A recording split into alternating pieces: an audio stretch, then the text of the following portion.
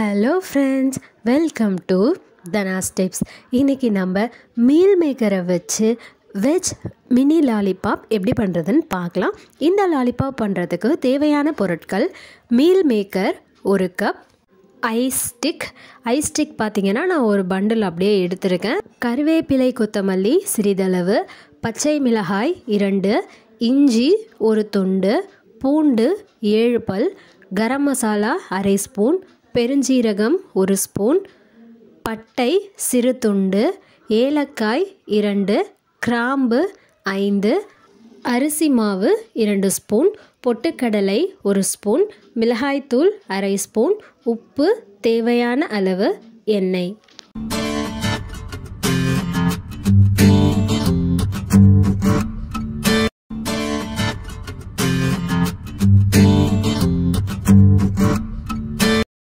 Meal maker பார்த்திங்கன்னா அது மூழ்கிற அளவுக்கு தண்ணி விட்டு ஒரு பிளேட் வச்சு மூடி வச்சு 10 நிமிஷத்துக்கு நம்ம வேக வச்சு எடுத்துக்கலாம்.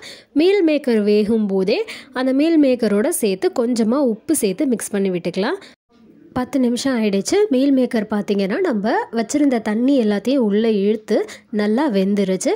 இப்போ நம்ம இதை வடிகட்டி எடுத்துடலாம். வடிகட்டி முடிச்சாச்சு. அடுத்து இந்த மீல் மேக்கரை திருப்பியும் 2 தடவை புதுசாக தண்ணி விட்டு அலசி எடுத்துக்கணும். அப்போ தான் மீல் மேக்கரில் உள்ள அழுக்கு எல்லாமே போகும். மீல் மேக்கர் நல்லா அலசியாச்சு. அடுத்து ஒரு பாத்திரத்தில் எண்ணெய் எதுவும் சேர்க்காம பட்டை, கிராம்பு, ஏலக்காய், பொட்டுக்கடலை இது 4த்தையும் சேர்த்து நல்லா ட்ரை ரோஸ்ட் பண்ணிக்கலாம். பொட்டுக்கடலை லைட்டாக வறுபட்டதுக்கு அப்புறமா இதில் பெருஞ்சீரகத்தையும் சேர்த்துட்டு வறுத்து எடுத்துக்கலாம். இது எல்லாத்தையும் அரைச்சி நம்ம பவுடர் பண்ண போகிறோம்.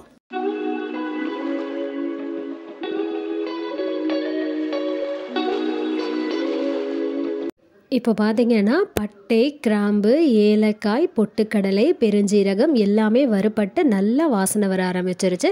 இப்போ அதை ஒரு பிளேட்டில் கொட்டி ஆற வச்சு எடுத்துக்கலாம். அது நல்லா ஆறினதுக்கப்புறம் இந்த மாதிரி பவுடர் பண்ணி ஒரு கிண்ணத்தில் எடுத்து வச்சிடலாம். அடுத்து பச்சை மிளகாய், இஞ்சி, பொடியாக நறுக்குன பூண்டு பற்கள் இது எல்லாத்தையும் சேர்த்து அரைச்சி எடுத்துக்கலாம். அரைச்சி முடிச்சாச்சு. அடுத்து நம்ம மீல் மேக்கரை 2 முறை தண்ணி விட்டு அலசி வச்சுருந்தோம். அந்த மீல் மேக்கர் எல்லாத்தையும் எடுத்து இந்த மாதிரி ஒரு மீல் மேக்கரையாக நல்லா அழுத்தி பிழிஞ்சு தண்ணி எதுவும் இல்லாமல் எடுத்து வச்சிடலாம். இந்த மீல் மேக்கரை தண்ணி இல்லாமல் நல்லா பிழிஞ்சு எடுத்து வச்சதுக்கப்புறம் நம்ம மிக்ஸி ஜாரில் ஆல்ரெடி பூண்டு, பச்சை மிளகாய், இஞ்சி 3த்தையும் அரைச்சி வச்சுருந்தோம். அந்த அரைச்சி வச்ச பவுடர் கூடயே இந்த மீல் மேக்கரையும் சேர்த்து அரைச்சி எடுத்துடலாம். தண்ணி எதுவும் சேர்க்க தேவையில்லை.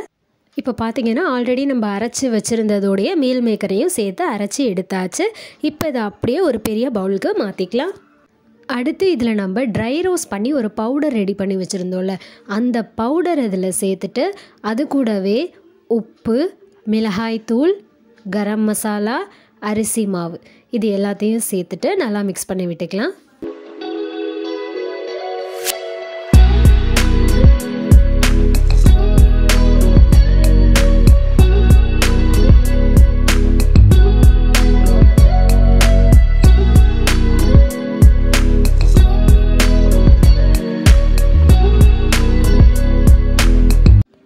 இப்போது மீல் மேக்கரை ஒரு மசாலா மாதிரி தயார் பண்ணியாச்சு. அடுத்து இந்த மீல் மேக்கரை சின்ன சின்ன உருண்டைகளாக இந்த மாதிரி உருட்டி ஐஸ் ஸ்டிக்கை எடுத்து அது மேலே வச்சு உங்களுக்கு தேவையான அளவு நீளத்துலேயும் மொத்தத்துலேயும் வச்சு நல்லா அமுத்தி விட்டுக்கலாம். இதே மாதிரி எல்லா ஐஸ் ஸ்டிக்லையும் வச்சிடலாம்.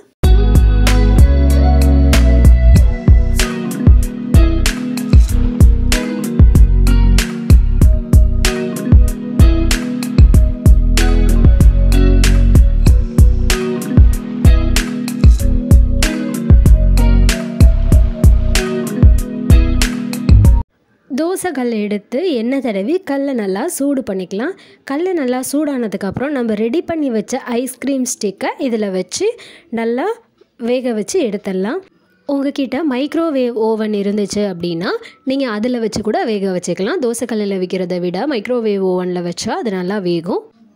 ஓவன் இல்லை அப்படின்னா இந்த மாதிரி தோசை கல்லையும் வச்சு இதை ரெடி பண்ணலாம்.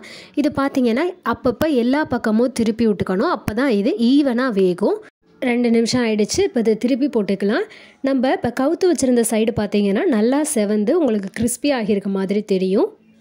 இதே மாதிரி ஐஸ்கிரீம் ஸ்டிக்கோட சைடில் பாட்டமில் டாப்பில் எல்லா சைடும் ஈவனாக வர மாதிரி வேக வச்சுக்கலாம்.